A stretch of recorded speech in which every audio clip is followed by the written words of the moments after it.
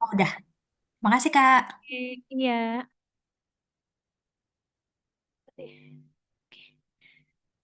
Nah, kan kita mau beli barang nih ceritanya. Berarti kan kita harus setting dulu nih item apa nih yang mau kita beli gitu kan.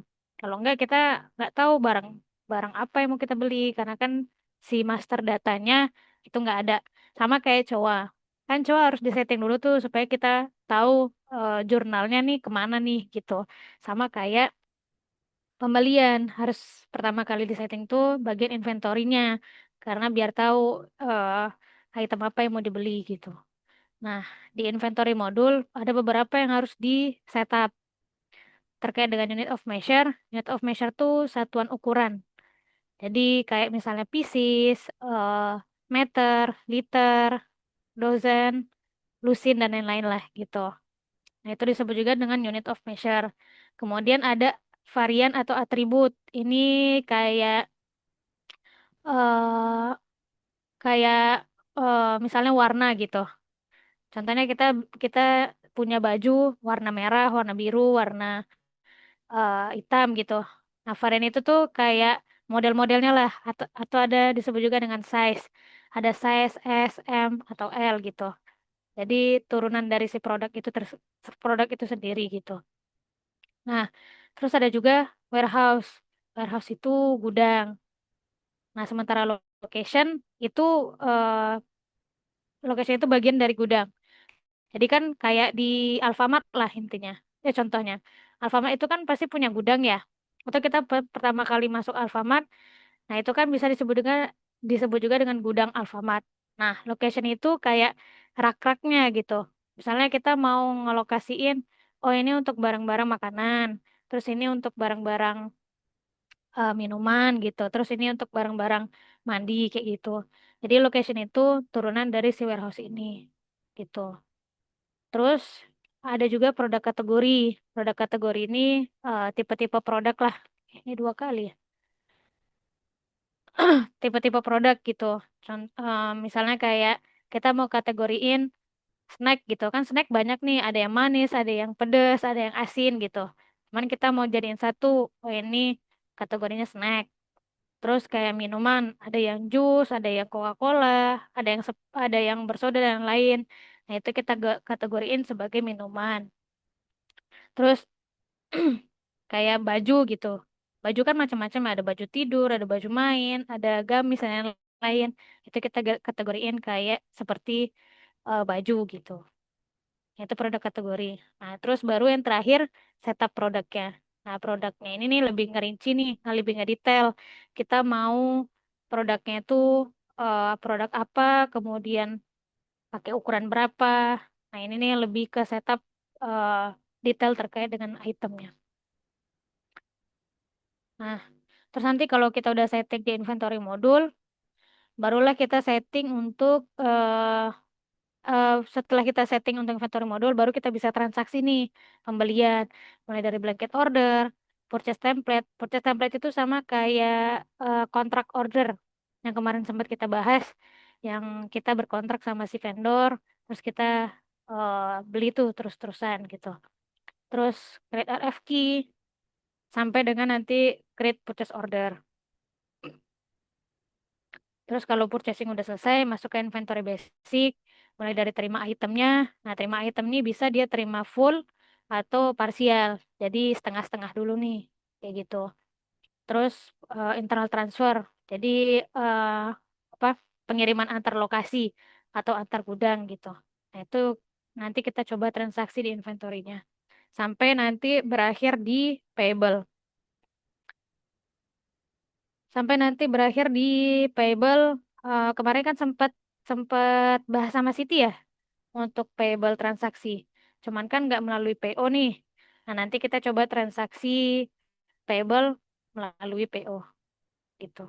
Sampai sini ada yang mau ditanyain dulu sebelum kita masuk ke udunya? Boleh Kak dilanjut? Oke, kita lanjut ke udu.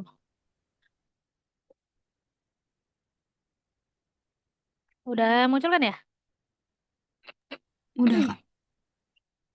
Nah, tadi kan mulai dari inventory modul dulu nih untuk setupnya. Nah, ini kita masuk dari modul inventory. Sama Siti dijelasin semua dulu baru testing masing-masing apa gimana?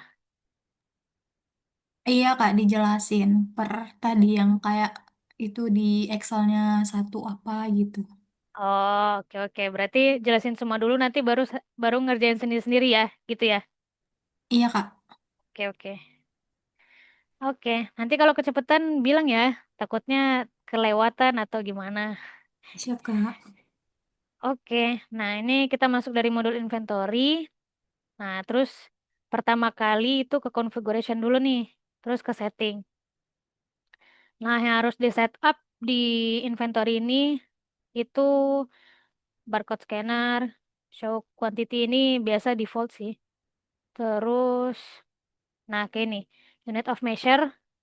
Tadi kan ada unit of measure tuh setup pertama kali, terus sama varian. Dan ini dicentang dulu nih. Kalau nggak dicentang dia nggak muncul untuk list di sini. Nih, dicentang dulu unit of measure-nya sama variannya. Terus di warehouse, storage location sama multi-step. Ini juga dicentang. Nah, udah itu aja untuk inventory. Nah, kalau misalnya itu udah dicentang, nanti tinggal di save. Terus kalau misalnya udah di save, nanti di configuration ini dia akan muncul tuh listnya. Unit of measure sama si varian tadi ya. Varian atau atribut. Kayak gitu. Nah, kita masuk ke unit of measure dulu.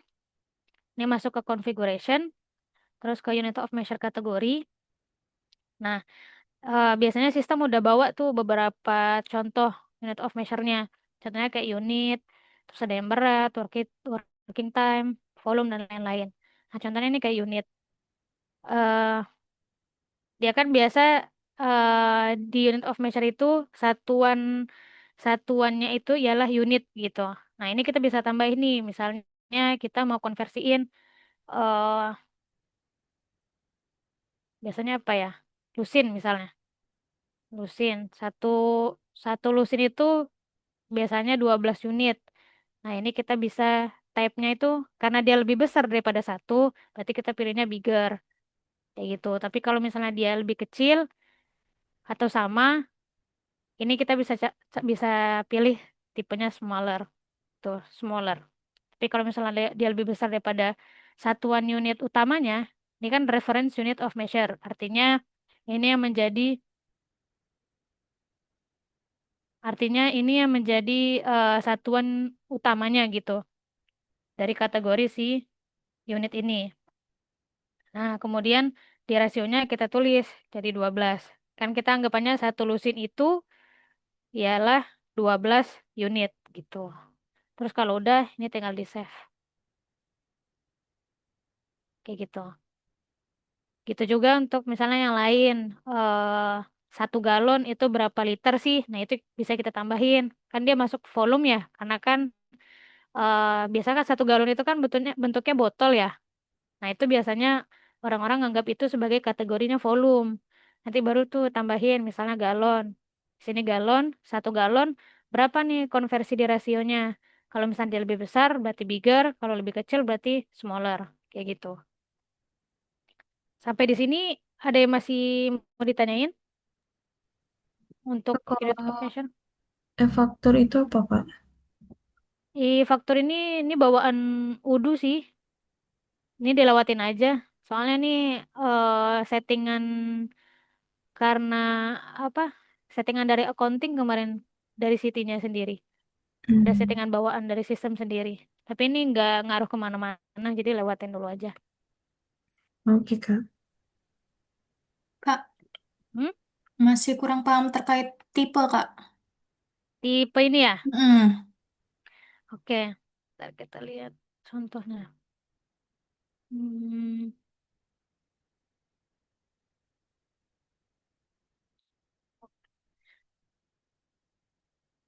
hmm. Kali ya berat. Nah, contohnya berat nih. W kan berat. Nah, satuan utamanya kan ialah kilogram ya. Kilogram.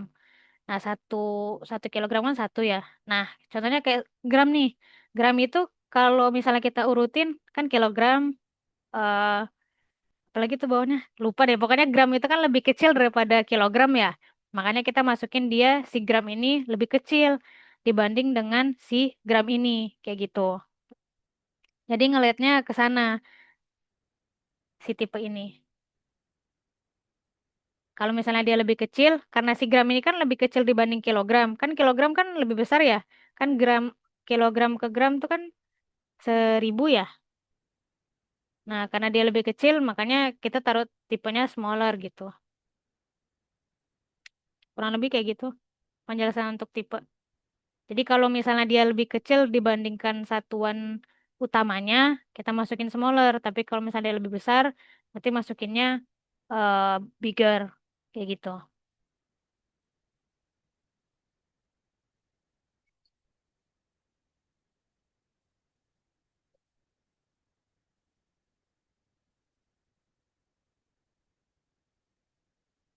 Sampai di sini masih bingung?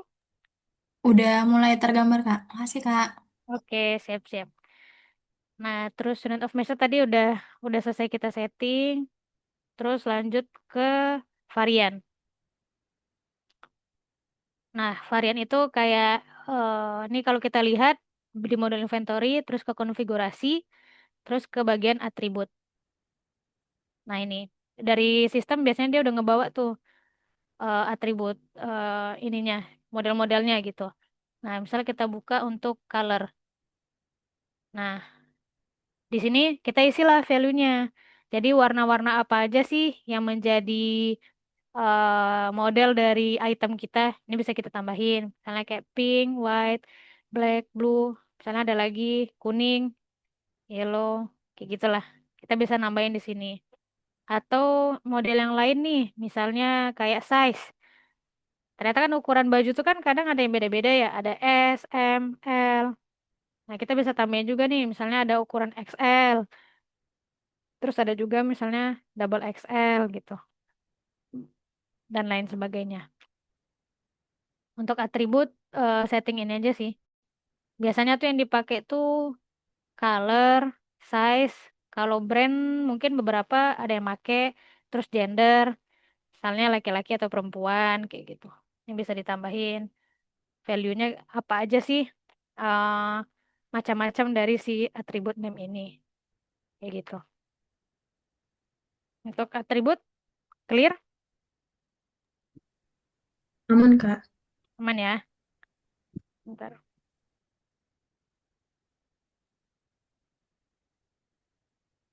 Oke, terus lanjut ke yang ketiga, kita setup terkait warehouse. Nah, warehouse itu juga di configuration, kemudian kita ke warehouse ini, ke bagian warehouse. Nah, di sini kita bisa nambahin nih. Biasanya di sistem tuh dia udah kebentuk satu tuh, ada satu warehouse secara defaultnya. Nah, itu kalau misalnya kita buka, ini kita bisa ubah nih namanya, mau jadi gudang apa terserah. Ini kita bisa edit namanya. Terus short name ini kayak kodenya. Kode misalnya kayak gudang gudang utama. Kita mau pakai kode gudang utama nih, mau pakai kode apa gitu. Itu bisa kita setting juga. Terus ini company-nya, company kita, alamatnya, alamat kita. Nah, terus di sini ada shipment, ada incoming sama outgoing. Nah, kalau receive and store satu step, jadi prosesnya tuh mulai dari PO, kita langsung terima barang di gudang. Itu satu step. Tapi kalau dua step, itu dia dari vendor, nanti ditaruh dulu di kayak gudang perantara, habis itu baru masuk ke stok kita. Kayak gitu. Kalau misalnya satu step, jadi dari vendor langsung masuk ke stok kita. Langsung tersimpan lah menjadi stok. Dia cuma satu step tuh prosesnya. Terus kalau dua step, mungkin pakai ini kali ya, pakai Excel biar ini kali ya, biar enak.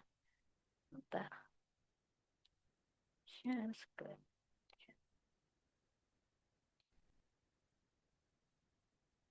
Nah, kalau satu step itu dia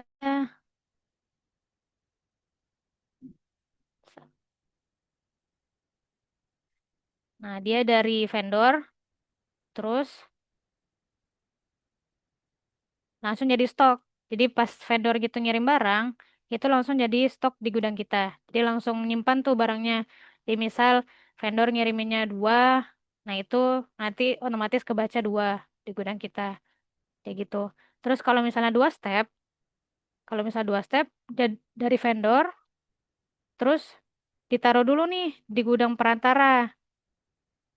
Nah, nanti baru terakhir menjadi stok kita. Kayak gitu. Jadi ada dua tahapan nih, satu, dua. Kalau misalnya satu step, dia langsung masuk ke stok. Kalau misalnya dua step, dia ditaruh dulu, ditampung dulu di sini, baru masuk stok. Nah, terus ada juga yang dia receive-nya tiga kali nih. Nah, kalau tiga step itu, nanti dia dari vendor sini, masuk dulu eh, ke quality control. Jadi di QC dulu, habis itu baru diperantarain. Nah, terakhir baru dia masuk menjadi stok gitu. Jadi ada beberapa proses nih. Kan karena kan biasa roll logistik itu agak agak secure ya, maksudnya berhati-hati gitu. Nah, kadang ada yang pakai dengan tiga step ini. Jadi ada proses QC-nya dulu, baru dia simpen jadi stoknya. Ada yang memang dia langsung terima aja nih, karena mungkin QC-nya dia buat manual aja. Tapi ada juga yang mau cek melalui sistem. Jadi dia pakailah tiga step kayak gini. Gitu. Itu untuk receive perbedaan satu step, dua step, atau tiga step. Sampai sini oke? Kak, Ya? itu ada pengaruhnya nggak untuk ke depannya? Misalnya saya pilih 3 step gitu. Ada. Nanti ada pengaruhnya ketika di transaksi inventorinya. Jadi akan jadi kalau misalnya pilih dua step, transaksi inventorinya nanti akan bertahap tuh. Jadi nggak langsung nyimpen di gudang. Pokoknya akan beberapa step untuk terimanya kayak gitu. Yang paling bagus yang mana, Kak? Kalau buat sekarang kita pakai satu step dulu aja. Nanti dua step sama sama tiga step malah bingung lagi. Ini kita pakai satu step dulu aja. Nanti kalau misalnya udah paham nih yang satu step, ntar baru kita coba bikin gudang lagi pakai yang dua step gitu. Nah, gitu juga untuk outgoing. Ada yang satu step, ada yang dua step, ada yang tiga step. Kalau yang satu step dari stok kita itu langsung kirim ke vendor. Jadi pas kita keluarin barang, otomatis dia udah berkurang tuh stok kita di gudang. Udah langsung diterima sama si customer. Terus kalau yang dua step, ini ditaruh dulu di perantara, baru dia nanti terkirim ke customer. Terus kalau yang tiga step, dia kayak ngambil dulu nih di di rak, ditaruh dulu di ini di perantara, habis itu dia pindahin dulu ke untuk packaging, baru dia kirim ke customer kayak gitu. Jadi untuk receipt sama untuk shipment sama untuk shipping itu ada yang satu step, dua step atau tiga step. Nah untuk saat ini kita coba yang satu step dulu aja, biar nanti bisa ngelihat dua step sama tiga step kayak gimana. Oke, sampai sini ada yang mau ditanyain? Nanti contohnya bikin aja gudang gudang banyak. Nah, nanti bikin aja beberapa gudang lainnya. Ntar pilih aja, mungkin yang gudang umum satu satu step doang nih. Terus yang kedua dua step, yang ketiga tiga step kayak gitu. Sampai di gudang udah oke ya? Atau ada Kak, yang mau ya? tadi kan, maaf Kak, coba dipencet gudang umum. Itu kalau misalnya kita pencet yang satu step, berarti outgoingnya juga harus satu step gitu, Kak. Enggak, bisa dipilih. Misalnya incomingnya satu step aja nih kita maunya. Outgoing Hmm. bisa dua step gitu. Nggak Oh, harus sama dia. oke. Kalau incoming ini terkait dengan vendor ke kita ya, terkait dengan pembelian. Tapi kalau outgoing biasanya itu dari kita ke customer, kayak gitu. Jadi proses pengiriman barang ke customer. Kalau incoming proses terima barang dari vendor.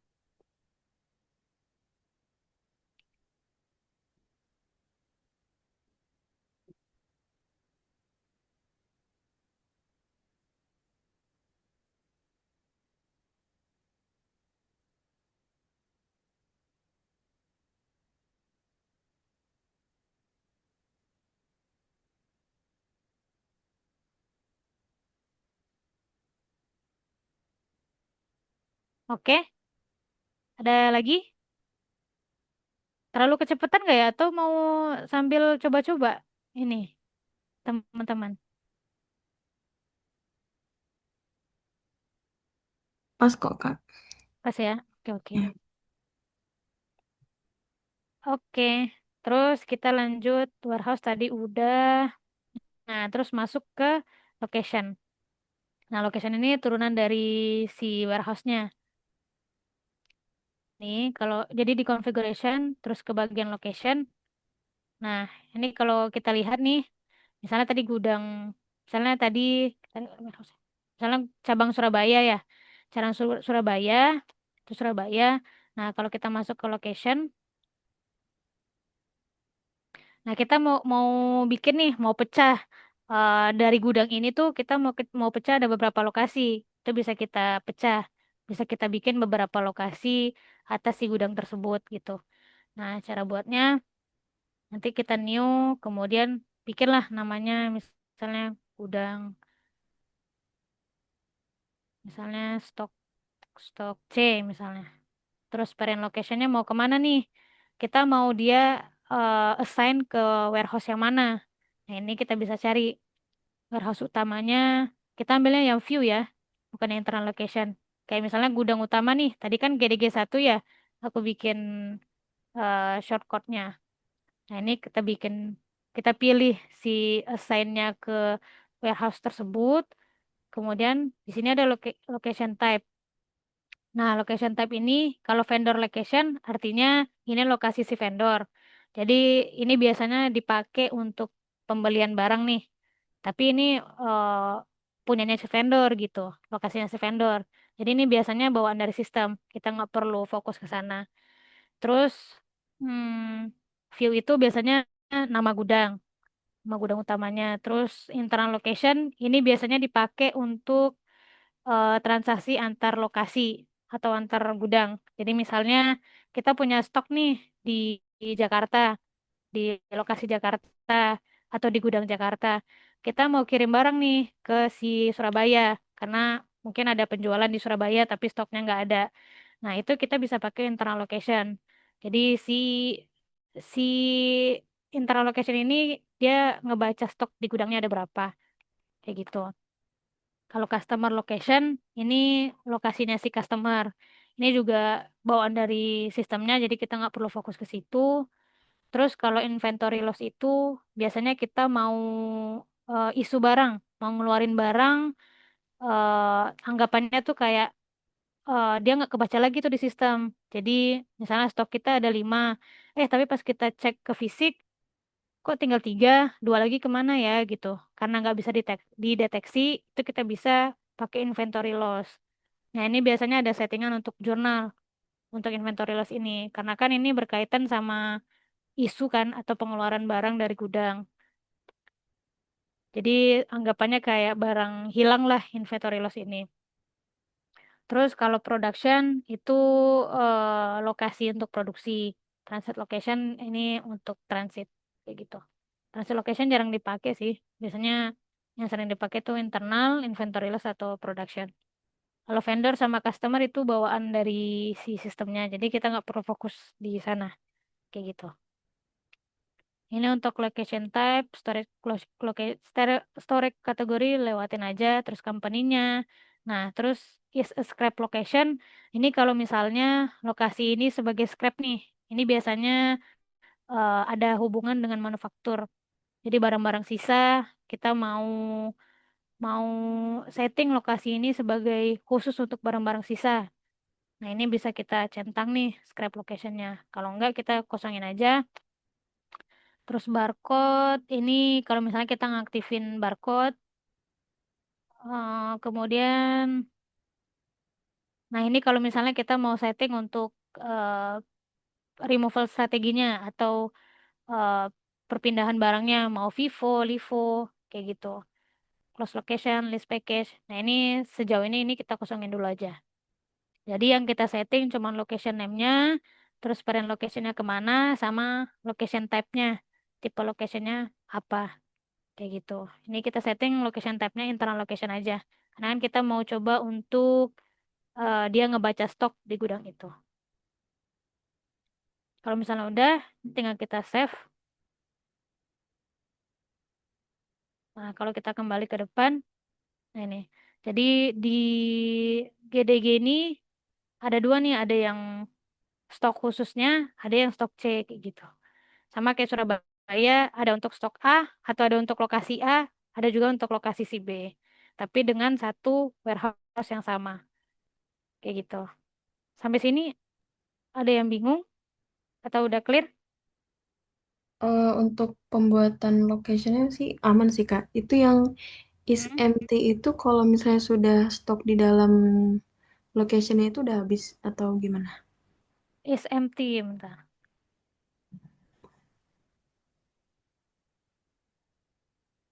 Di sini,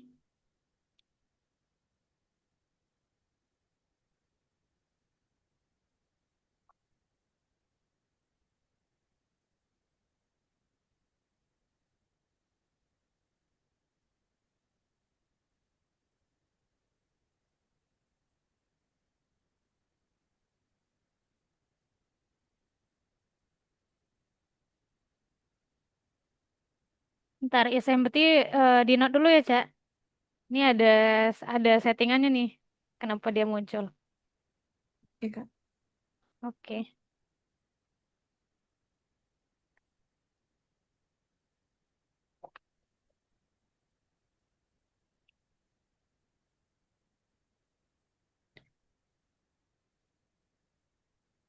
Untuk location clear. Kita lanjut. Aman Kak. Aman ya. Oke.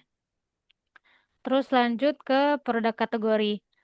Nah, produk kategori kan tadi em, kita kategoriin untuk si produknya nih. Nah, ini kita masuk dari configuration terus ke produk kategori. Nah, sebelum kita nambahin di sini, karena kalau misalnya kita buka nih, nah di sini kalau misalnya kita lihat, nah ini ada kaitan dengan account. Jadi yang paling utama, jadi kita setting dulu untuk di bagian accounting. Untuk di bagian accounting, ini kita masuk ke configuration, terus ke setting,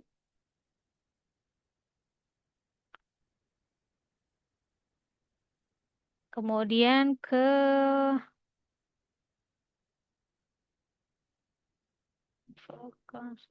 kemudian ke stock valuation. Nah, ini dicentang terlebih dahulu.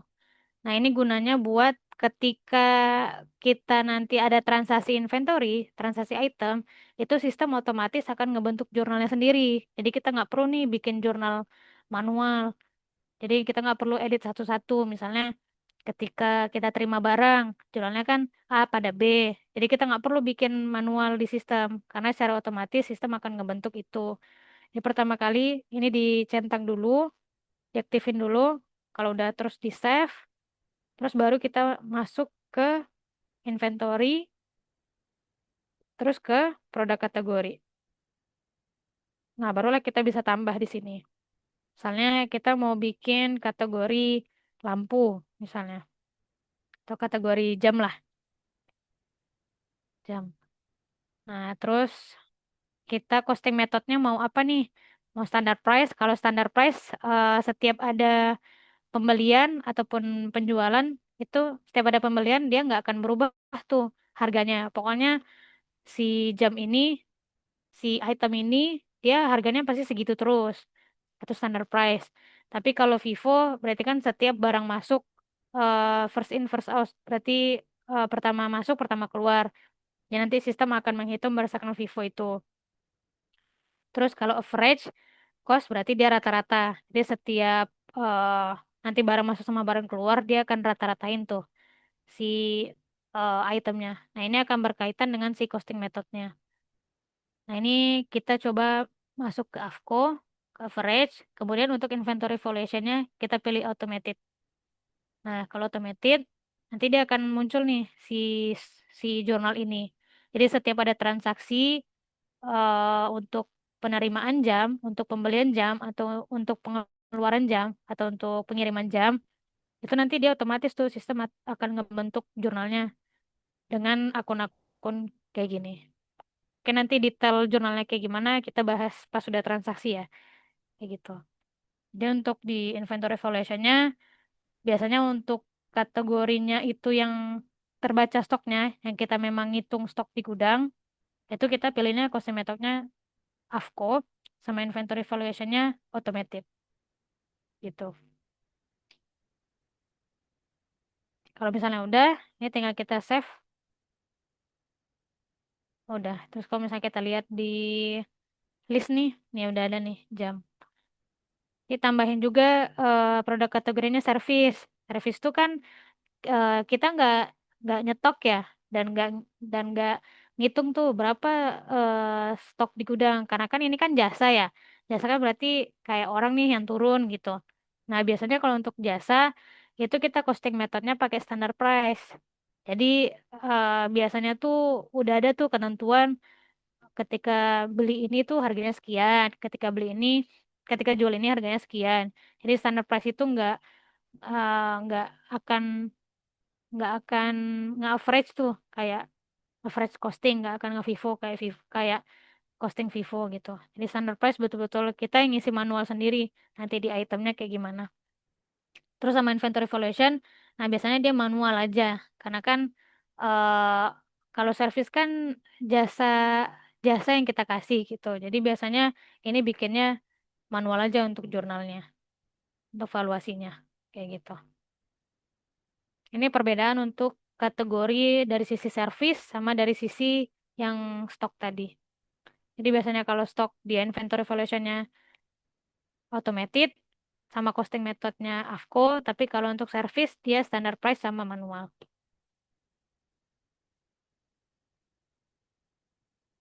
Sampai di sini oke. Oh, maaf, tadi yang Vivo pakai apa? Kalau yang Vivo first in first out. Jadi kita kita beli barang misalnya ya hari ini sama besok. Nah, sistem itu akan ngebaca ya hari pertama kali beli aja.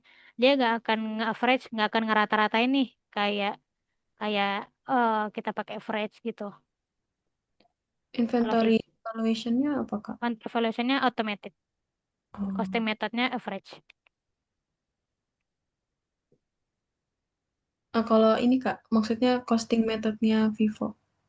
Oh, kalau costing methodnya Vivo, ya dia ngebacanya kan contohnya kayak gini ya. Kayak kalau average itu kan dia rata-rata. Misalnya kita beli dari vendor harganya 5, terus unit price-nya misalnya 10.000. Kita beli item A lah misalnya.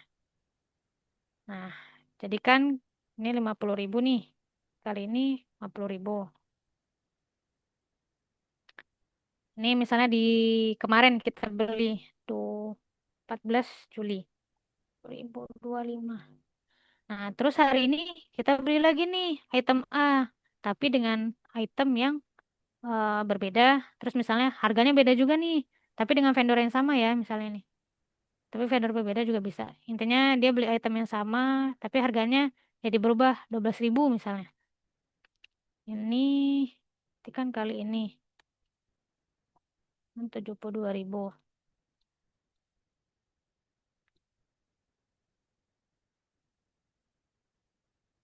Sebentar, sebentar. Um, information.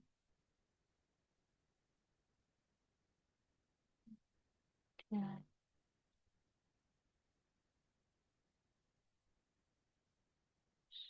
oke.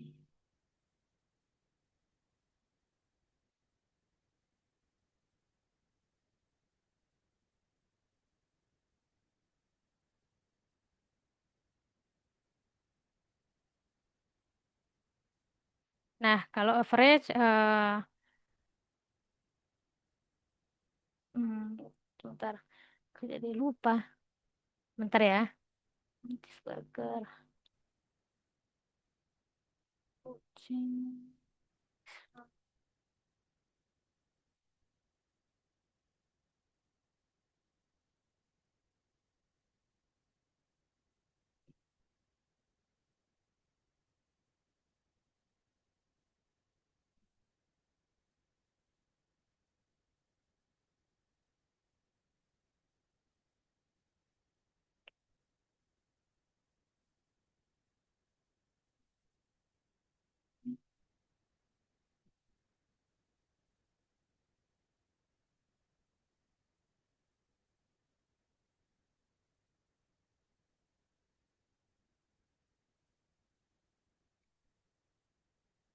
Nih, aku coba bikin item yang sama nih tadi. Cheeseburger kan 5 dia belinya.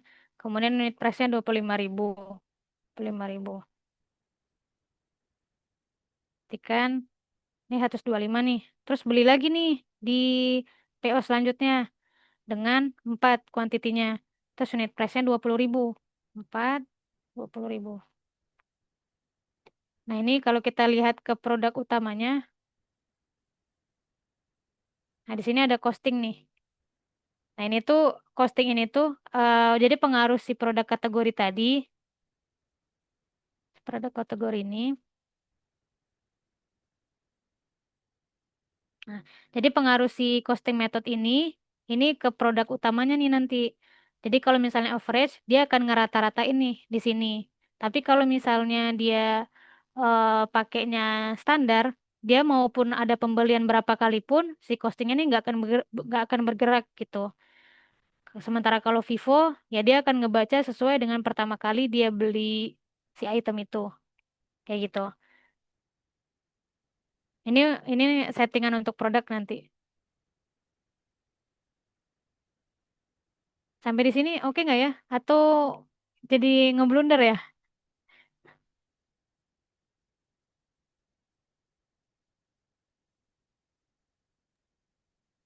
Insya Allah aman, Kak. Saya aman ya. Oke oke. Iya. Nanti kita coba hitung kenapa dia bisa nge-average kayak gini. Kayak gitu. Jadi kaitan si costing method tuh nanti ke costing yang di sini nih, costing yang di produknya. Jadi untuk produk kategori kita settingnya kategorinya apa, kemudian inventory valuation-nya kayak gimana, sama costing methodnya kayak gimana.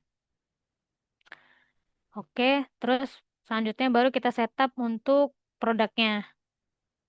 Nah, setup untuk produk, kita masuk ke modul yang inventory, terus ke configuration, terus, oh sorry, ke inventory, terus ke produk, terus ke produk ini. Nah, ini kita tinggal nambahin nih. Misalnya kita mau nambahin produk untuk kue misalnya, kue A atau kue. Nah, produk tabnya ini ada good, service, sama combo. Nah, kalau misalnya kita mau si item ini kita terbaca stoknya, ini stok atau on hand, kita mau kelihatan nih on handnya ada berapa nih di gudang, itu kita pilih good.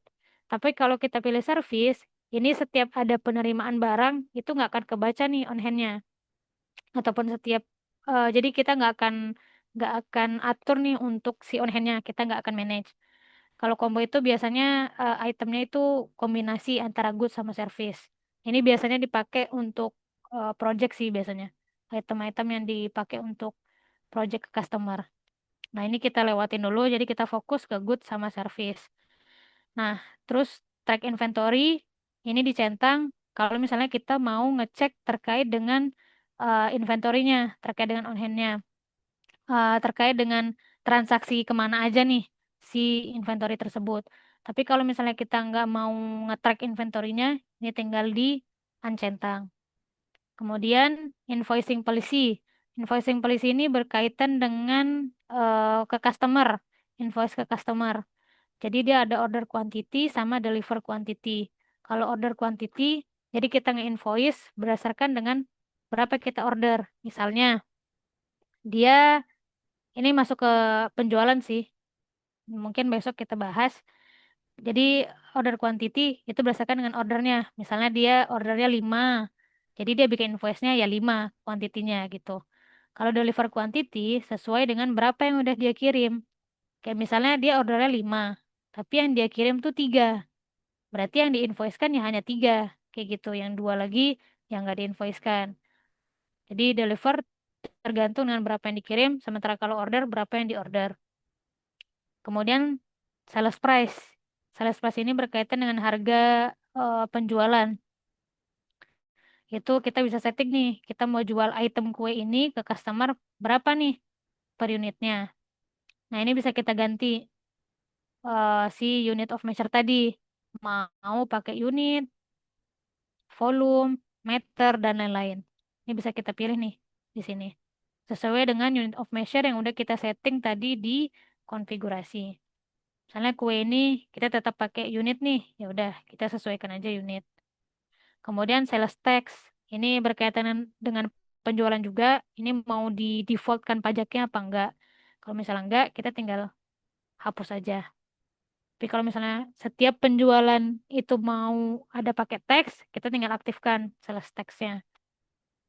Nah, kemudian cost-nya ini kita lewatkan karena ini cost berkaitan dengan kategori di sini. Nah, kemudian purchase tax ini pajak pembelian, kita mau default apa enggak. Kalau misalnya setiap pembelian kita mau masukin pajak, tinggal kita masukin. Tapi kalau enggak, tinggal kita hapus. Nah, terus kategori ini nih, kategori. Nah, kita pilihlah berdasarkan produk kategori yang udah kita bikin. Misalnya, si kue ini kita masuknya sebagai snack. Kita isi. Nah, kemudian si company-nya kita pilih sesuai dengan company masing-masing. Misalnya punya Eca yang mana, punya Kiki yang mana. Itu kita pilih. Nah, terus di bagian atribut, di layar ini udah oke belum? Atau terlalu kecepatan? Enggak Kak, aman. Aman ya. Nah, terus kita masuk ke bagian atribut dan varian.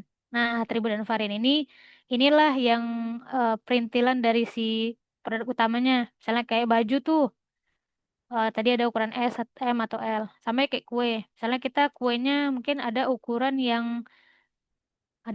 yang kecil, S. Terus mungkin kita bisa tambahin juga ada lagi ukuran M, ada lagi ukuran L. Terus misalnya dia punya berbagai macam warna nih, ada yang warna putih, warna merah, warna itu kita bisa tambahin. Atau kalau misalnya kita fokus ke size aja, kita tinggal masukin size-nya. Kemudian kalau misalnya dia nggak ada atributnya, ini bisa kita hapus aja. Terus di bagian sales kita lewat dulu. Nah, terus di bagian purchase ini kita bisa setting untuk vendor, nama vendornya. Jadi kayak kita beli kue nih harus ke vendor ini nih. Kita bisa setting nih untuk vendornya siapa. Tapi kalau misalnya kita nggak mau setting khusus untuk si vendor ini, kita bisa lewatkan. Tapi nanti ketika kita transaksi pembelian, ini akan kebaca nih kemana aja sih kita pernah beli kue ini, ke vendor mana aja sih. Ini akan kebaca nih, akan ngelis sendiri dia nanti berdasarkan sistemnya. Nah, kemudian di sini ada purchase unit. Jadi kita mau beli ke vendor ini pakai UM yang mana? Apakah sama satuannya apa enggak? Contohnya sama kayak misalnya ada yang nyimpan stoknya pakai pieces. Biasanya tuh kayak toko-toko baju tuh. Kan biasanya dia nyimpan kainnya tuh meteran ya. Tapi kan biasa dia beli tuh gelondongan. Nah, itu tuh kita bisa nih setting purchase unitnya misalnya gelondongan. Terus nanti kita nyimpan on hand-nya ini berdasarkan meter kayak gitu. Jadi purchase unit ini kita bisa sesuaikan berdasarkan dengan pembelian kita biasanya pakainya apa. Atau mau kita samain juga nggak apa-apa. Nah, terus di sini kontra polisi ini berkaitan dengan billing. Billing ke vendor nanti mau seperti apa? Apakah berdasarkan order atau berdasarkan dengan receive? Berapa yang udah kita terima? Kayak gitu. Terus inventory kita lewatin, accounting juga kita lewatin. Udah. Jadi yang kita setting general information sama atribut dan varian kalau ada, terus sama purchase. Kalau udah ini tinggal kita save. Nah, ini juga bisa kita tambahin gambar nih kalau mau ada gambar. Misalnya gambar kue kayak gimana gitu. Nah, ini nanti bikin bikin produknya banyak aja nih. Misalnya kita mau bikin lagi nih produk yang ada atributnya. Contohnya botol misalnya. Terus kita bisa masukin misalnya minuman. Contohnya apa ya? Minuman soda.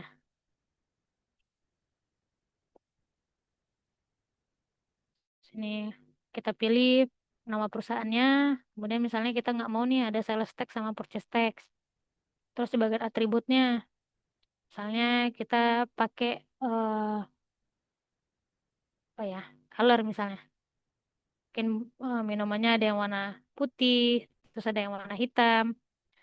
Nah, terus di bagian purchase, unit sama receive. Nah, ini kalau kita lihat di atas ini kalau misalnya kita save, nah dia akan ngebentuk nih ada dua varian. Ini kalau kita buka, nah ini detailnya. ada yang minuman soda warna putih, ada yang minuman soda warna hitam, kayak gitu. Kalau misalnya kita cek tadi yang si kue, nah dia nggak ada nih untuk variannya, karena kita nggak ada setting si atribut dan variannya. Sementara si minuman, ini karena kita setting atribut dan varian, otomatis sistem akan ngebaca ada dua model nih untuk si minuman soda ini, kayak gitu. Untuk produk Kak, udah oke ya. eh, ini nggak ada detail kuantitinya nggak? Jadi sesuai dengan atributnya doang. Detail quantity maksudnya? eh Misalnya kan kita beli minuman soda, Kak. Mm-mm. Di sini kan nggak ada disuruh isi kuantitinya mau dibeli berapa atau dikirimnya berapa gitu ya, Kak. Oh, belum, belum. Belum, karena Oh, kan kita masih setup master data nih. Jadi belum mulai transaksi. Ini masih oh, setup master data aja. Kak, Nanti kalau udah transaksi, baru tuh kebaca si terimanya berapa, belinya berapa, kayak gitu. oh iya, iya, oke. Oke? Oke, Kak. Terus, berarti kalau ini udah clear, artinya untuk setup, untuk konfigurasi udah selesai semua nih. Kalau udah, baru kita masuk ke transaksi untuk pembeliannya. Kak, Nah, itu Kiki kayak mau nanya deh. oh iya, mau nanya apa Ki? mau nanya kayak Eca tadi berarti untuk kayak dia ngedetect stok yang ada di gudang nanti ya? Nanti, kalau saat ini kita bisa cek di on hand ini nih. Kan kita Hmm. belum ada transaksi apa-apa nih terkait kue ya. Nah, kita bisa cek nih, on hand-nya, oh masih kosong, nggak ada apa-apa. Atau kayak si minuman soda, kan dia ada dua ya, yang putih sama yang hitam. Nah, kalau kita cek di on hand ini belum ada. Karena kita memang belum ada transaksi apa-apa kan, gitu. Tapi nanti kalau udah ada transaksi, contohnya kayak si cheeseburger nih, kan udah ada pembelian. Nah, udah ada kan, kebaca ada 9 unit nih. Oh, sorry, ada 9 unit nih on hand-nya. Ini kalau kita buka nih, udah kebaca. Oh, di gudang si ini, di lokasi si gudang utama, itu udah ada 7. Terus di Surabaya itu udah ada 2, gitu. Jadi dia akan ngebaca kalau misalnya kita udah ada transaksi terkait dengan item tersebut, gitu. Terus di sini ada juga nih forecast. Nah, forecast itu eh, perencanaan lah, peramalan. Nah, kita bisa bisa lihat nih di sini untuk item kita, kalau misalnya kita udah ada transaksi, ini akan kebaca, oh di tanggal 14, sekarang tanggal 15. Oh di tanggal 15 ini ada akan ada pembelian nih. Jadi setiap ada transaksi pembelian ataupun penjualan yang belum kita lakukan pengirimannya atau penerimaannya, ini akan kebaca nih nanti di forecast ini. Oke, nanti kita masuk transaksi, terus kita lihat ke forecast ini kayak gimana sistem bekerja. Mungkin gitu kali ya. Sampai sini? Oke? Oke, Kak. Oke. Berarti master data kalau udah clear kita ke purchasing ya untuk pembelian nih. Nah, kita coba masuk dari RFQ dulu nih. Jadi untuk blanket sama purchase template kita skip dulu. Kita coba yang standar-standar dulu aja nih. Kalau misalnya standar udah oke, baru nanti kita coba yang terkait dengan agreement yang blanket sama purchase template. Oke, kita masuk ke create RFQ. Nah, tadi kita di modul inventory. Nah, sekarang kita melakukan pembelian. Itu kita masuk dari modul purchase. Masuk ke modul purchase. Nah, kemudian secara dashboard ini dia akan ngebaca request for quotation nih. Atau kita masuk juga dari order terus ke request for quotation. Terus kita klik new.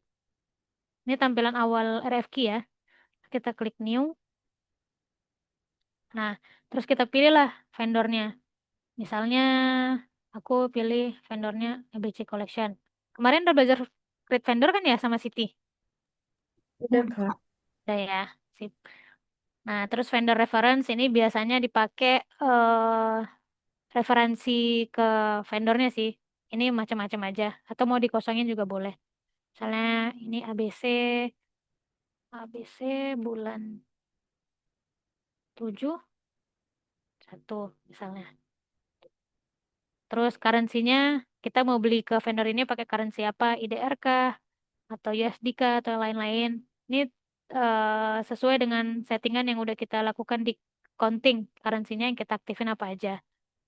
Kita coba IDR dulu. Terus expected arrival itu kira-kira akan diterima sama kita di tanggal berapa? Ini misalnya kita terima di tanggal 31. Tuh, supply. Nah, dia akan ngirim ke gudang mana nih? Ke gudang umum kah atau ke Surabaya? Kalau misalnya nanti masih banyak lagi nih gudangnya, ini bisa kita pilih. Kayak gitu. Misalnya kita mau terima barangnya di Surabaya nih, misalnya kita pilih Surabaya. Nah, disinilah baru kita masukin si produknya. Misalnya, contohnya, aku tadi tuh minuman soda ya, misalnya minuman soda putih sama minuman soda warna hitam, misalnya. Terus kita mau beli ini 10, ini 20 misalnya. Kemudian unit price-nya ini 50.000, ini 55.000, kayak gitu. Terus kalau udah, ini kita save. Kita save, kita lihat ke produk kayak gini ya. Kita coba cek ke produk si minuman soda. Nah, ini kita masuk ke varian. Contohnya yang white. Nah, ini cost-nya masih nol ya. Cost-nya masih nol. Kemudian on hand-nya juga masih nol. Nah, terus kalau ini udah, nah ini kita bisa bisa send by email nih. Kalau misalnya tadi di vendor, ini kita setting email di sini. Jadi otomatis secara sistem ini akan masuk nih ke email kita nanti, ke email si vendor. Ini expected arrival-nya 31, play. Kalau udah nih di save, terus send by email. Jadi ini tahapannya RFQ send sama purchase order. Tapi kalau misalnya kita mau lewatin send by email, tinggal confirm order. Kalau misalnya kita mau pakai send by email, tinggal kita klik send by email, terus ini klik send aja. Nah, otomatis si sistem akan ngubah nih statusnya dari RFQ ke RFQ send. Ini kalau kita cek ke Gmail, kan kebetulan aku settingnya pakai emailku ya. Nah, ini kalau misalnya kita cek ke Gmailnya, nah ini udah ada masuk nih. Jadi sistem mengirimkan langsung ke email si vendornya berdasarkan dengan apa RFQ-nya, kayak gitu. Kalau RFQ udah selesai, kita tinggal confirm menjadi purchase order. Ya tinggal di confirm. Nah, statusnya otomatis menjadi purchase order. Kemudian di sini akan terlihat ada satu receipt dan ada bill matching. Bill matchingnya artinya kalau misalnya kita udah pernah beli nih ke vendor ini, jadi sistem akan nge-matchingin nih bill-bill apa aja yang udah pernah kita lakukan. Kayak gitu. Tapi kalau misalnya kita baru pertama kali nih beli ke vendor, si bill matching ini nggak akan muncul. Tapi kalau misalnya kita udah sering nih beli ke vendor ini, terus ada tagihan yang belum kita bayarkan, nah ini otomatis sistem akan ngebaca bill matchingnya kayak gimana. Terus di sini ada satu receipt, satu proses receipt. Jadi kan ada penerimaan nih barang di gudang. Terus tadi kita minuman soda white sama black ya. Ini kalau kita cek ke minuman soda, sorry. Nah ini kalau kita cek ke forecastnya, oh ini outgoing. Bentar. Nah warehouse-nya, tadi kan kita mau terima barang di cabang Surabaya. Ini kalau kita lihat ke cabang Surabaya, nah sistem akan ngebaca nih, oh kita akan ada penerimaan barang nih untuk dari PO nomor 4, kemudian tanggal 31 untuk produk minuman black sama minuman white sebesar 10. Kayak gitu. Ini dari tanggal segini, dia akan ngebaca terus sampai nanti kita kapan melakukan resipnya. Baru nanti sistem akan, kalau udah ada penerimaan di gudang, baru nanti ini replenishment-nya hilang. Kayak gitu. Baru nanti terbaca di stock on hand-nya. Baru nanti kebaca di sini, on hand. Ini karena ini masih forecast, artinya masih masih asumsi ke depannya kayak gitu. Jadi kalau misalnya kita udah terima barangnya di gudang, barulah dia terbaca on hand-nya berapa. Untuk PO, ada yang masih bingung nggak? Atau udah clear? Itu Kak, berarti nanti kalau udah tanggal 31 Juli, Mm-mm. cash on hand. On hand-nya berarti bakal keisi ya? Ya, kalau misalnya kita udah terima di gudang ya, ini kan baru kita Heeh. bikin PO nih. Artinya kayak, oh ini baru orang orang purchasing nih yang minta barang ke vendor, kayak gitu. Kita belum orang gudang belum terima barang di vendor sama sekali. Ini masih permintaan aja. Untuk RFQ sama PO clear ya. Ini masih Eh, penerimaan aja ya. Masih masih permintaan aja ke vendor. Karena dari sini pun kita bisa lihat ordernya sekian, tapi receive-nya masih nol nih. Dan yang ditagihkan juga masih nol. Jadi belum ada penerimaan apapun di gudang. Kalau misalnya nanti udah diterima di gudang, baru receipt-nya ini akan berganti nih kuantitinya. Kak, Hmm? eh, ini kan kemarin ada banyak tuh tipe purchase order. Hmm. Berarti untuk transaksi yang ini tuh dia masuk ke standar PO ya? Yap, betul. Ini masuknya ke standar PO. Nanti kalau yang tipe yang kontrak, blanket order, ini nanti kita mainnya di purchase agreement nih. Oh, Purchase agreement, nah nanti di sini tuh ada agreement type-nya. oh, berarti khusus yang standar dia bukan di agreement Kak? Bukan. Untuk yang standar, kita langsung masuk ke RFQ-nya aja. Jadi pas buka purchase pertama kali, langsunglah kita masuk ke order, terus ke request for quotation. Hmm. Oke Kak.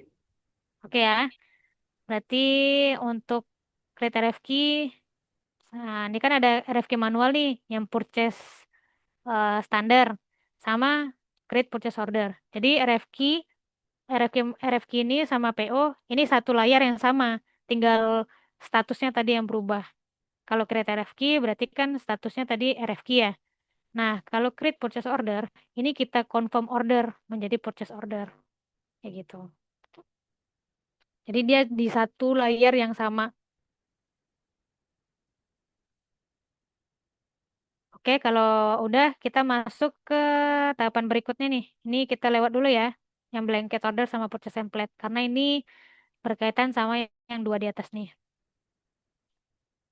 Nah, terus kita masuk ke inventory nih. Inventory basic transaction. Jadi kan tadi baru orang orang purchasing nih yang minta ke vendor. Nah, sekarang orang logistik nih atau orang gudang nih yang akan terima barangnya di gudang. Nah, barulah kita masuk ke receipt item, ada yang fully, ada yang parsial. Nih. Nah, kita masuklah ke modul inventory. Nah, di layar teman-teman biasanya kayak gini nih. Nah, jadi ngelihatnya ini warehouse gudang umum, ini warehouse cabang. Tapi kalau misalnya mau dibuatin terpisah kayak tadi, ini kita tinggal tarik panahnya ke bawah, terus terus group by warehouse. Terus nanti kita jadikan save current-nya default filter. Kayak gitu. Terus tinggal kita save. Otomatis setiap kita buka modul inventory, dia otomatis akan langsung ngebelah nih. Atas akan langsung ngebagi ini yang untuk gudang umum, ini untuk yang warehouse Surabaya. Ataupun nanti kalau misalnya ada gudang-gudang yang lainnya, dia akan nambah lagi nih ke kanan. Kayak gitu. Nah, di sini eh sistem otomatis kebaca nih. Akan ada satu receipt di sini. Satu to receive. Ini kalau kita klik, nah dia akan ngebaca atas PO kita tadi kan. Tadi PO kita mana nih? Nih, tadi PO kita yang 0004. Nih kalau kita buka, nih source dokumennya PO 0004. Nah ini receive formnya ini dari vendornya. Kemudian operation type-nya ini receipt. Nah, destination location-nya kita mau terima di lokasi yang mana nih? Lokasi si stok A apa stok B? Kayak gitu. Ini bisa kita sesuaikan. Mau di lokasi yang mana untuk terima barangnya. Misalnya kita di stok A dulu nih, Surabaya dengan stok A. Kemudian schedule date-nya kan di tanggal 31 bulan 7 ya. Tadi kan dari PO-nya Ini sorry dari ini kalau kita lihat ke PO di sini. Nah, kalau kita lihat kan dia akan diterima tuh di tanggal 31 bulan 7. Nih, schedule-nya kan di tanggal 31 bulan 7. Ternyata nggak jadi nih tanggal 31 bulan 7. Bisa kita langsung terima nih di hari ini. Ya udah, dia sistem nanti otomatis akan ganti nih tanggalnya per hari ini. Atau misalnya kita mau edit juga nih per tanggal 15 gitu, kita bisa ganti. Nah, kemudian di sini kan kelihatan minuman soda 10, black 20. Ternyata yang datang itu eh misalnya udah langsung semua nih, white semua, black semua gitu. Udah, kita tinggal validate si form ini, dia dari ready, otomatis masuklah ke done. Statusnya menjadi done, otomatis nanti kalau kita cek di PO-nya, kita masuk ke PO lagi. Nah, ini udah kebaca nih. Oh, udah ada diterima nih si white 20, si white 10 sama si blacknya 20. Terus kalau kita cek lagi ke produk utamanya, si inventory, terus ke produk, ke bagian produk, terus ke minuman soda. Nah, nih, udah ada nih on hand-nya 30. Terus kalau kita lihat, oh, udah ada di lokasi si A untuk white tuh 10, lokasi si B untuk lokasi si A untuk black itu ada 20. Kayak gitu. Terus kita bisa cek juga untuk forecastnya ke cabang Surabaya. Nah, udah nggak ada lagi kan replenishment-nya karena barangnya udah diterima nih di gudang. Jadi forecast ini kayak asumsi asumsi ke depannya barang ini diterima sama dikeluarin kapan sih. Jadi sistem tuh akan nge ngekunci tuh. Jadi misalnya kita punya barang di gudang 10. Tapi ternyata udah ada nih yang mau mesan gitu. Biasanya ini ke penjualan sih. Udah ada nih yang mesan 5. Nah, otomatis kan sistem akan ngunci nih. Oh, ini udah dipegang sama si customer A meskipun belum belum dikirim ke customernya. Jadi sistem akan ngebaca, oh betul-betul yang available, yang kosong itu cuma 5 kayak gitu. Tinggal tinggal 5 lagi. Yang 5 udah dipegang sama si customer ini. Gitu juga lah untuk replenishment. Jadi untuk purchasing. Jadi dia ngebaca, oh ini nih barang akan datang di tanggal sekian dengan stok 10 sama 20 tadi. Terus ternyata nggak jadi sampai tanggal 31, tanggal 15 sudah kita terima. Ya udah, jadi sistem akan ngebaca replenishment-nya udah terjadi. Makanya udah nggak ada lagi nih forecast-nya di sini. Kebaca PO-nya nomor berapa, kuantitinya tadi berapa. Kayak gitu. Ini terkait dengan penerimaan barang di gudang. Nih, di sini kebaca juga nih. Schedule-nya tadi tanggal 31 kan. Ternyata kita terimanya di hari ini. Jadi efektif date-nya dia akan ngebaca per hari ini. Karena kita terima di hari ini. Pak, Ya? tadi pas di bagian ready itu kan Hmm? kakak nggak ngubah schedule date-nya kan, langsung Enggak. ke apa confirm ya? Apa Ya, apa itu? langsung confirm. Nah Validate, itu, validate. ya validate. Itu berarti kalau kita nggak ngubah, tetap bakal keubah sama tanggal yang sekarang ya? Betul. Oh, Dia jadi bakal ke otomatis. otomatis dia. Oke Kak. Oke, sampai di receipt udah clear. Ini tadi yang fully nih, kita terimanya full. Nah, misalnya kita bikin PO lagi untuk barang yang misalnya kita mau terimanya parsial. Ini kita masuk ke modul purchase, terus ke new. Nah, ini request for quotation. Misalnya kita mau beli lagi nih ke vendor si Beautiful misalnya. Kemudian vendor reference-nya 0701. Expected arrival-nya misalnya tanggal 28.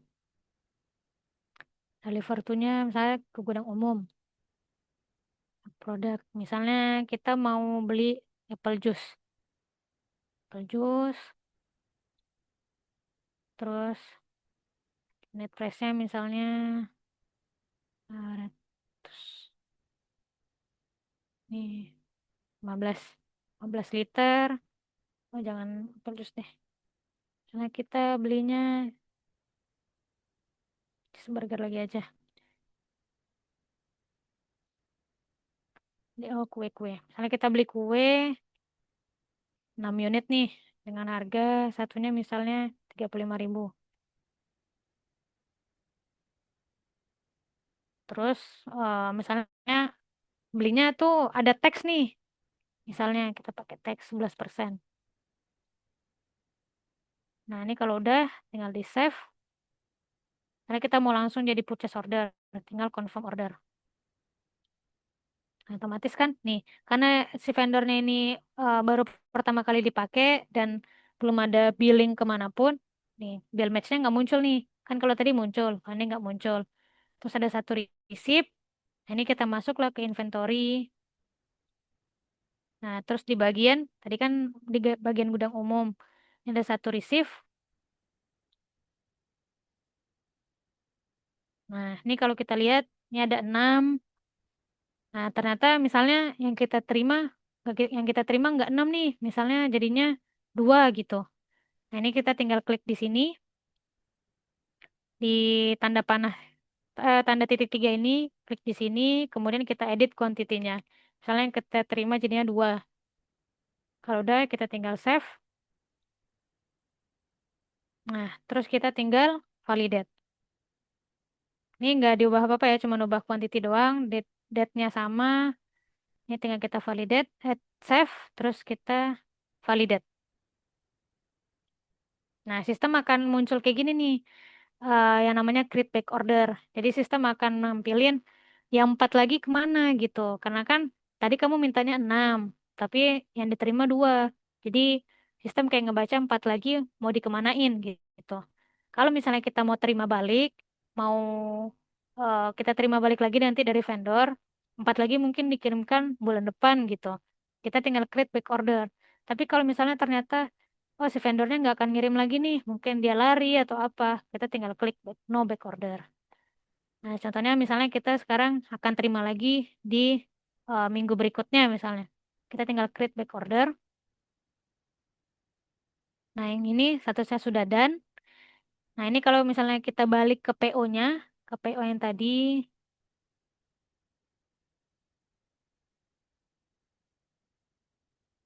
terus ke purchase order. Nah, ini yang nomor 5. Nah, ini akan ada 2 receipt nih. Tadi kan satu ya.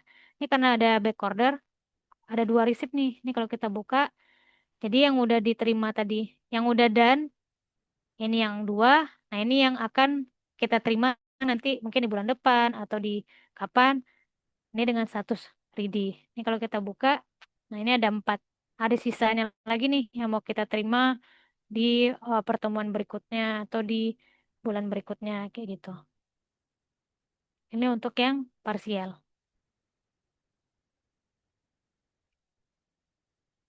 Untuk receipt parsial. Ini kalau kita lihat di modul inventory-nya, nah yang back order-nya kita bisa cek juga nih di receipt nih ada satu back order.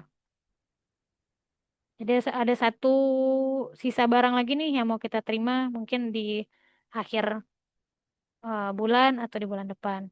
Kayak gitu. Sampai di sini ada yang mau ditanyain? Ini kalau kita balik ke Excel nih udah 2 step nih yang kita lakuin. Receipt fully sama receipt partial. Tadi juga udah create RFQ sama create purchase order.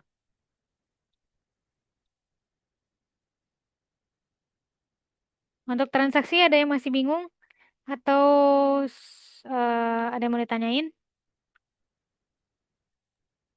atau jadi makin pusing? Kak, Kak. Kalau aku aman sih, Kak. Aman ya? Masih aman. Aman-aman. Oke. Dari Kiki aman Ki? Aman insya Allah Kak. Oke, siap. Nah, kita udah selesai nih. Jadi kan proses proses PO itu kan kayak kemarin tuh dari RFQ, terus ke PO, terus receipt, sampai nanti ke billing. Bill sampai ke payment ya. Nah, tadi kita baru RFQ sampai ke receipt nih. Nah, sekarang ini ranahnya orang accounting. Akan ngebilling sama ngepayment. Nah, kita masuk untuk ngebilling itu kita masuknya dari purchase ke bagian purchase, terus ke order, terus ke purchase order. Nah, ini kelihatan nih billing statusnya masih waiting semua. Artinya belum ada yang kita billing nih ke vendor manapun. Nah, ini kalau kita misalnya contohnya yang 4 tadi ya, kan kita udah terima semua nih barangnya. Sekarang kita tinggal billing. Nah, dari form PO ini kita tinggal klik create bill. Nah, otomatis ini layarnya billing. Ini kita bisa cek di sini atau masuk dari modulnya accounting. Ke modul accounting, terus ke bagian vendor, ke bagian bill. Nah, ini kelihatan nih. Source dokumennya ini dari PO mana aja nih.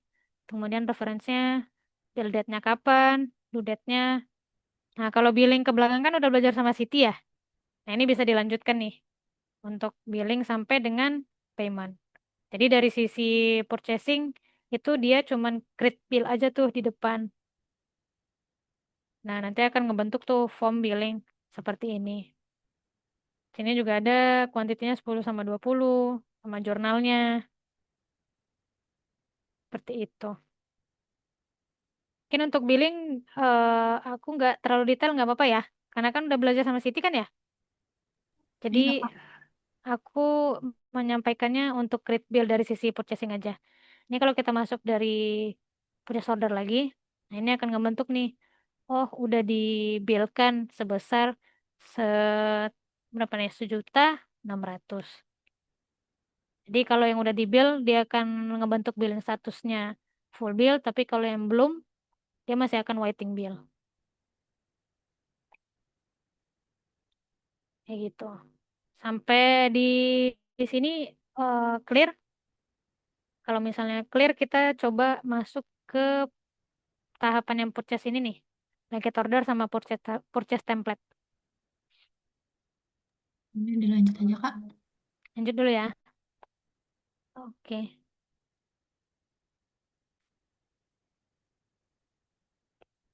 Nah, untuk masuk, oh sorry,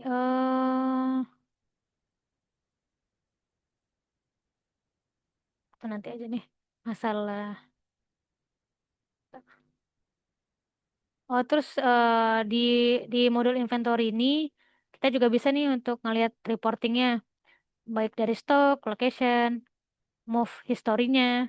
Ini stoknya masuknya on hand-nya. Jadi dia akan ngebaca seluruh on hand di gudang. Misalnya kita mau kategori si snack aja nih. Snack kan ada cheeseburger sama kue. Atau misalnya kita mau cek yang minuman. Tadi kan kita ada terima minuman white sama black. Nah, ini bisa kelihatan on hand-nya. Nah, terus free to use. Free to use itu yang available itu tadi tuh. Yang betul-betul dia benar-benar free. Yang nggak dikunci sama misalnya ada penjualan ke customer gitu.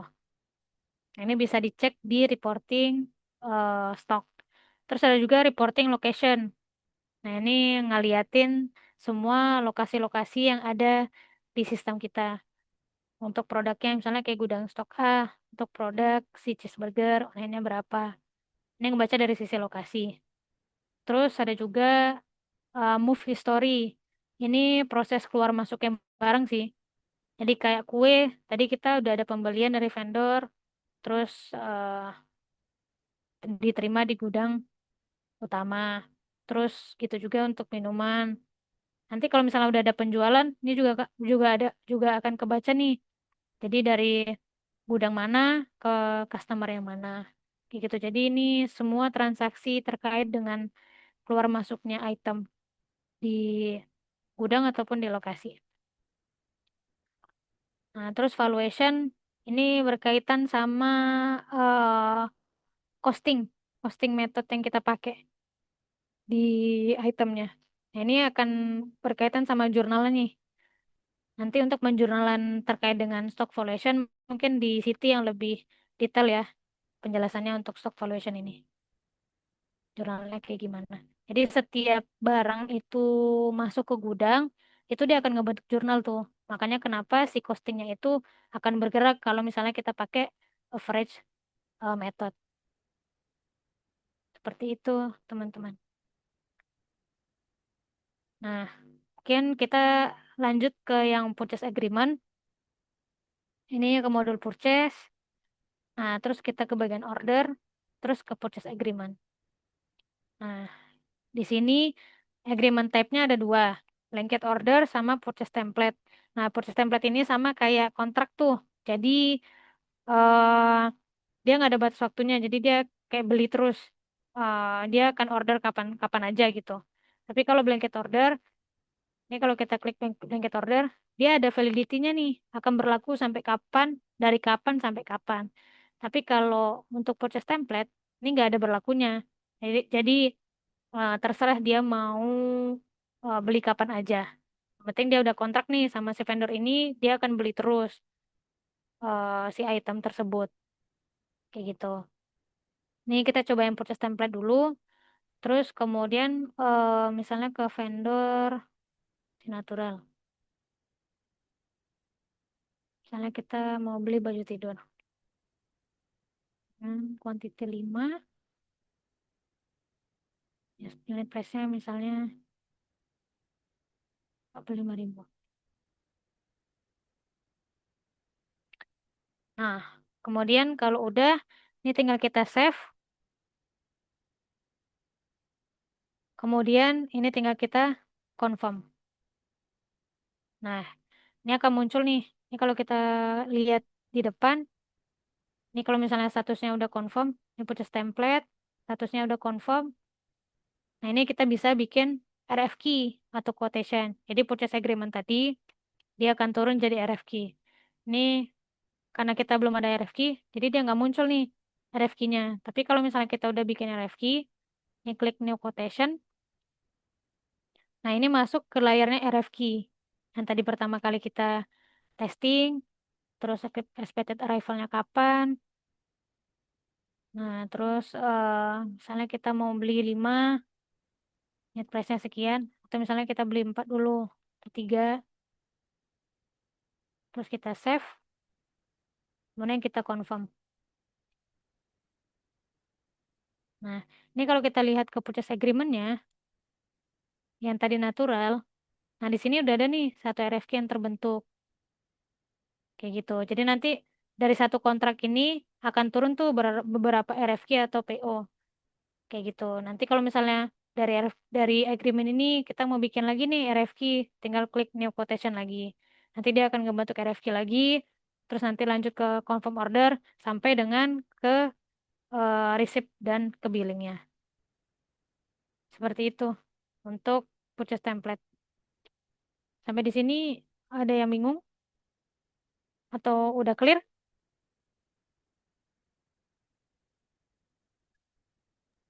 Kak, Hmm? tadi saya kayak kurang dengar. Jadi yang buat purchase template ini sama kayak tipe purchase order yang blanket sama ini ya, Kak? Sama apa? Kontrak ya? Ya, si jadi purchase agreement ini dia untuk si blanket sama kontrak. Nah, cuma nanti kita milih mau pakai yang kontrak atau blanket di dalam ini nih, di type-nya. Agreement type-nya mau blanket atau mau kontrak. Kalau kontrak pakai purchase template, kalau blanket order dia berarti yang blanket. Nah, Oh kalau yang iya. blanket dia ada agreement validity nih dari tanggal berapa sampai tanggal berapa. Tapi kalau purchase template dia nggak ada agreement validity-nya, jadi terserah mau beli kapan aja kayak gitu. Yang penting Oke, dia Kak. udah berkontak sama si vendor A. Oke, Pak, ya. tapi yang purchase template sama blanket, blanket, blanket apa? Blanket order Kita order. itu dia nggak kayak otomatis kayak ngirim barang ke kita kah? Atau kita harus nge menerbitkan permintaan dulu? Ya, kita menerbitkan permintaan dulu. Hmm. Menerbitkan permintaan dulu. Kan tadi tuh dari purchase agreement ini kan kita turunin jadi RFQ dulu tuh. Nah, kita turunkan jadi RFQ, barulah masuk ke PO. Nah, baru di sana nanti kirim barang. Jadi kalau kita lihat ke sini, kan prosesnya tadi dari RFQ ya. RFQ, PO, baru kita terima barang. Nah, kalau purchase agreement tuh dia di depan sini nih. Jadi dari misalnya purchase template. Kalau udah, baru masuk RFQ. Kita terbitkan PO dulu, baru kita terima barangnya. Itu juga untuk blanket. Jadi dari blanket order ini, kita turunkan jadi RFQ, jadi PO, baru kita terima barangnya. Kurang lebih kayak gitu. Tahapan yang untuk purchase agreement. Jadi kita agree dulu nih, atau setuju dulu sama si vendor ini. Kalau udah setuju, baru kita keluarkan lah, kita terbitkan lah PO-nya atau quotation-nya. Quotation dulu, udah oke, baru kita terbitkan PO-nya. Udah oke, barulah nanti si vendornya kirim barang ke kita. Kayak gitu. Kak, Mm-mm. kalau blanket order itu kan ada selesainya kapan ya? Kayak Mm. berhenti kita pakai itu kapan? Mm. Tapi kalau purchase template kayak misalnya kita mau berhentinya bulan depan tuh gimana? Hmm, kalau misalnya kita nggak mau lagi nih ada kontrak, Mm. oke. Bentar.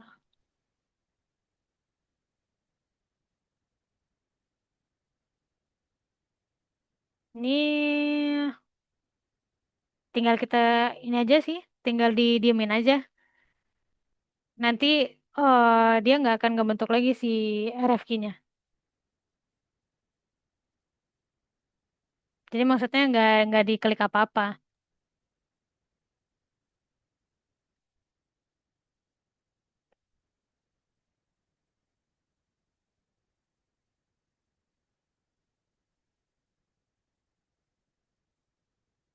Karena kalau misalnya kontrak ini dia pun misalnya nih 5 nih, kita mintanya 5.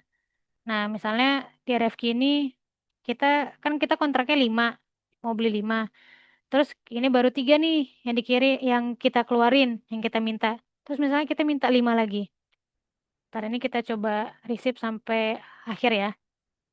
Nih sampai ke receive product, validate. Nah, kita balik ke purchase template lagi. Nah, terus kita bikin lagi nih. Misalnya kita mau melebihi dari kontrak. Kan kita kontraknya 5. Terus kita mau minta lagi nih 5 misalnya. Artinya kan kalau kita totalin sama yang tadi kan jadinya 5 tambah 3 8 ya. Ini kita save, kemudian kita confirm. Nah, siapa namanya? Si sistem masih tetap bisa ngebaca meskipun dia kontraknya tadi 5 sama si vendor tersebut gitu. Jadi eh, sistem nggak ngebatasin nih kapan dia akan berhenti sebetulnya secara defaultnya. Jadi ya bisa kapan aja tuh ngebuat ngebuat RFQ dari si purchase agreement ini. Seperti itu kira-kira Ki. Makasih, Kak. Ya, biasanya sih kalau ke klien, kalau kan sebetulnya nggak boleh ya, atau mungkin ada ada klien yang nggak cocok tuh kayak gitu. Nah biasanya nanti ada customisasi, mungkin ditambahin tombol close atau apa gitu. Cuman secara defaultnya Udo dia dia akan kebuka terus sampai kapanpun gitu. Mau berapa kali mau berapa kali bikin RFQ meskipun kita kontraknya udah mencukupi, dia tetap akan bisa ngebentuk. Kayak gitu. Beda sama blanket. Kan kalau blanket memang ada batasan waktu tuh. Nah, dia sampai tanggal sekian kalau misalnya udah lewat batas ya dia nggak akan bisa lagi membentuk si RFQ-nya. Nah, untuk blanket ini bisa dicoba juga. Misalnya kita ke vendor si Tifu lagi, terus nih tipenya blanket, agreement validity-nya misalnya dari tanggal 15 sampai akhir bulan misalnya, atau sampai akhir tahun. Kemudian produknya, misalnya kita baju tidur 10,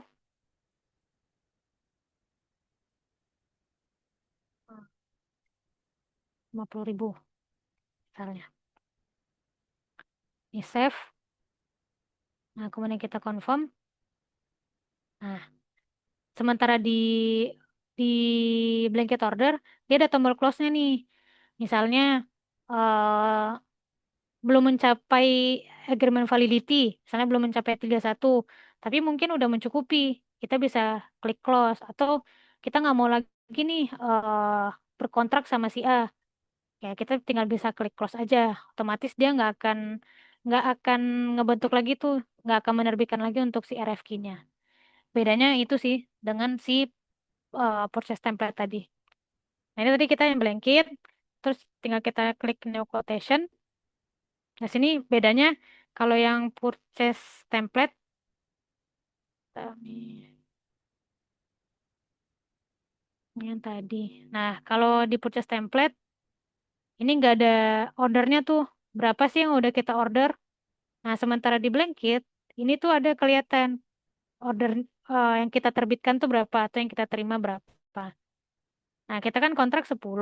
Misalnya kita bikin quotation nih, kita kuantitinya misalnya saat ini 4 dulu deh misalnya. Ini tinggal kita save, terus confirm order. Nah, kalau kita balik ke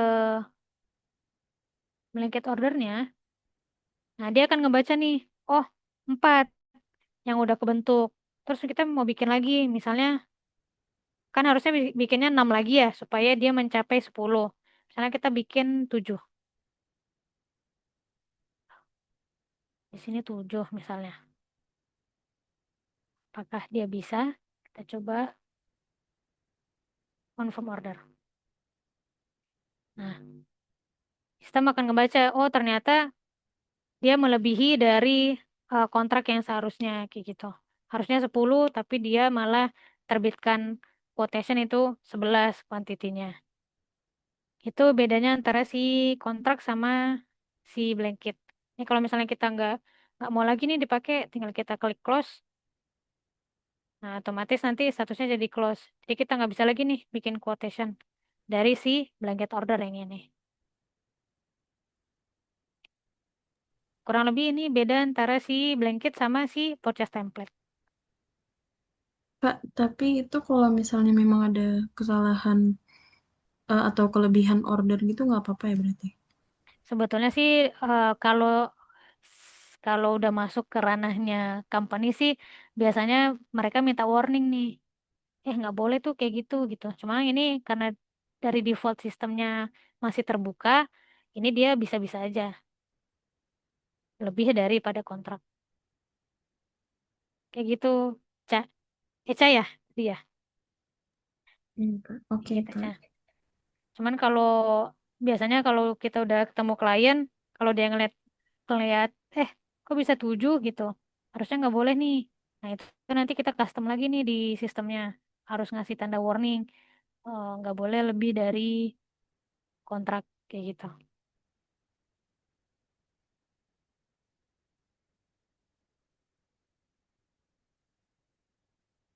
Kurang lebih untuk purchase agreement kayak gini, udah clear atau ada yang mau ditanyain? Ini masih oke atau udah mulai pusing? 50-50.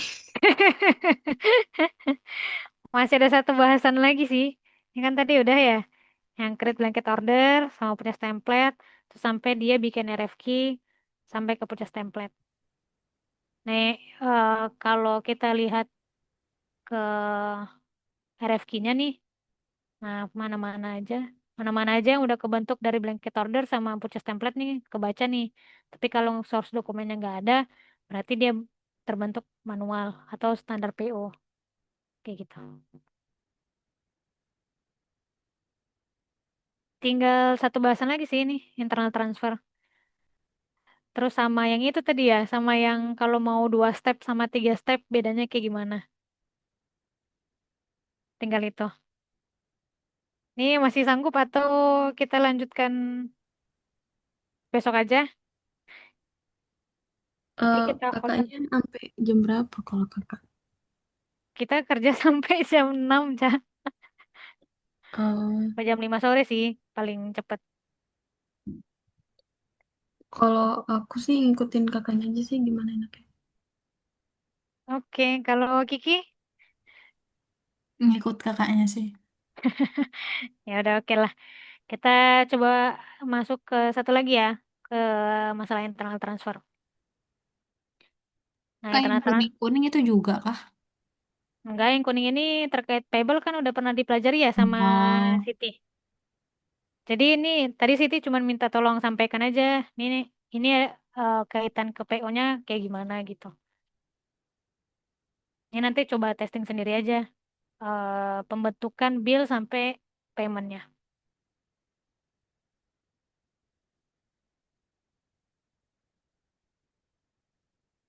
Udah belajar kan ya sama Siti? Yang terkait pembayaran dari billing? udah kak. Udah Kak, Nah, tapi kalau khusus transaksi PO sih belum. Tapi sama aja ya Kak?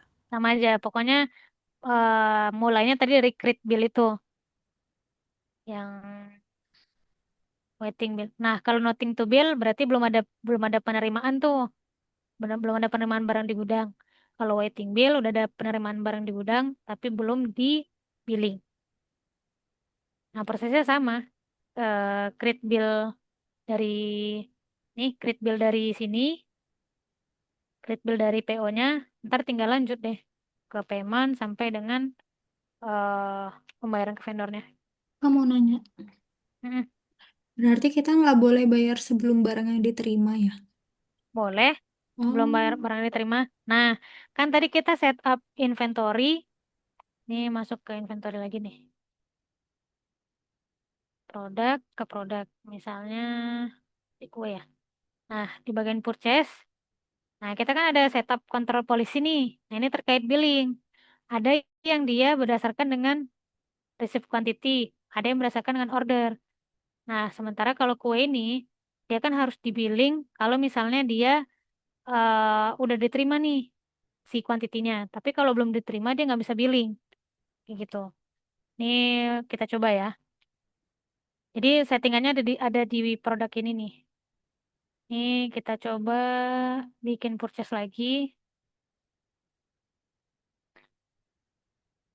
Atau kita fokus di purchase dulu ya. Yang inventory-nya mungkin kita hold dulu. Karena itu juga agak memusingkan tuh. Takutnya ntar malah tambah buyar lagi. Nah, ini misalnya kita sebetulnya levelnya hari ini aja lah. Tadi kue ya. Kue. Ini tiga.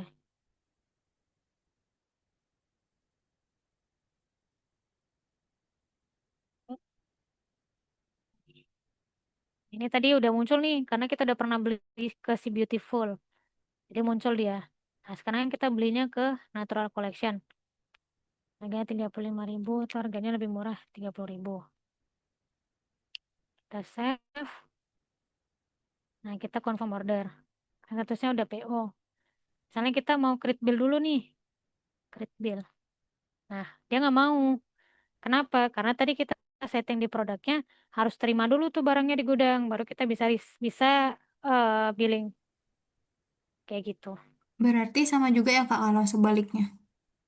Kalau sebaliknya ke customer, maksudnya.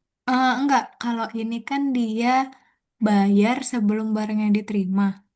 Oh, ini billing. Oh, Billing tuh tagihan, nagih. oh, Jadi kan sebelum kita bayar, kan kita minta tagihan dulu nih. Berapa sih tagihannya gitu. Jadi kita belum bisa bikin tagihan sebelum kita terima barangnya. Kayak gitu. Kalau misalnya kita setup di sini produknya on order quantity, baru bisa tuh. Jadi kita bisa tuh bayar dulu, billing dulu, sorry. Kita bisa billing dulu, create bill dulu, meskipun kita belum terima barangnya di gudang. Kayak gitu. Sampai di sini oke, Ki? Atau masih ini? oke kak. Oke ya. Ini ini karena belum ada receive nih, makanya dia nggak mau nih pas kita create bill. Karena belum ada nih yang diterima. Nah, nanti bisa tuh bikin contoh satu lagi, mungkin item A misalnya. Item A. Terus dia masuk ke jam. Enggak, jam tangan misalnya.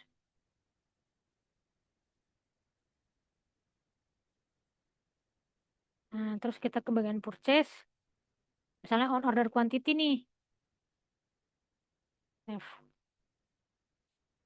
Nah, terus kita bikinlah lagi untuk PO-nya.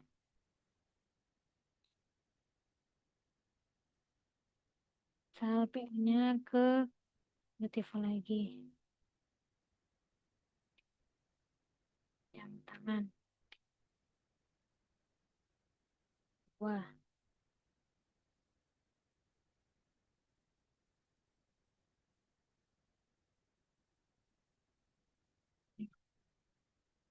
terus ini confirm.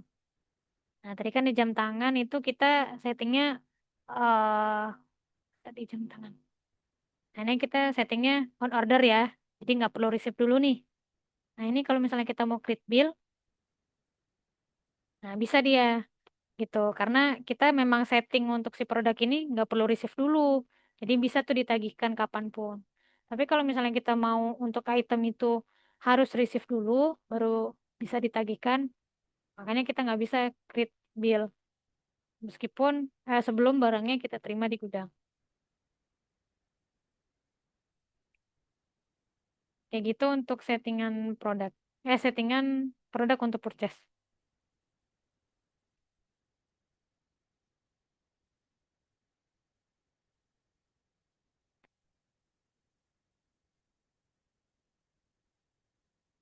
Nah, untuk masalah DP, kan harusnya kan sebenarnya bisa DP ya. Wah, misalnya kita settingnya tadi untuk si kue ini kan dia harus receive dulu. Tapi kan harusnya kita bisa DP. Nah, mungkin untuk masalah DP nanti penjelasannya sama Siti ya. Kayak gimana cara bikin DP meskipun barangnya belum diterima. Gitu.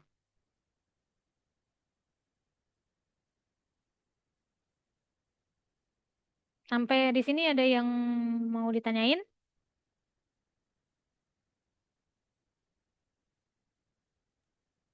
Kalau aku udah sih, Kak. Saya Kiki, ada yang mau tanyain? Mungkin kita sampai sini dulu. Ini kebetulan kan modul inventory nih.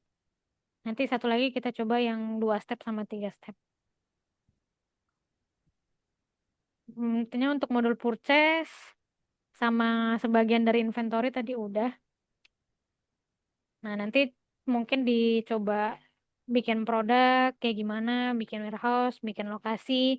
Nah, nanti coba transaksi purchase-nya tuh mau melewat purchase agreement ataupun purchase standar.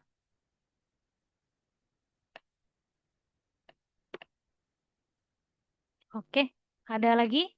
Ki, Cah, Cukup, Kak. cukup ya. Ya, Kak. Oke, ya udah mungkin hari ini pembelajarannya sekian dulu. Mungkin kalau ada salah-salah kata atau ada yang kurang, mohon dimaafkan. Nanti materinya kita share di grup ya. Oke, Kak. Oke, makasih Ki, Eca. Terima kasih baik, Kak. Assalamualaikum. Kasih, Kak. Waalaikumsalam. Salam.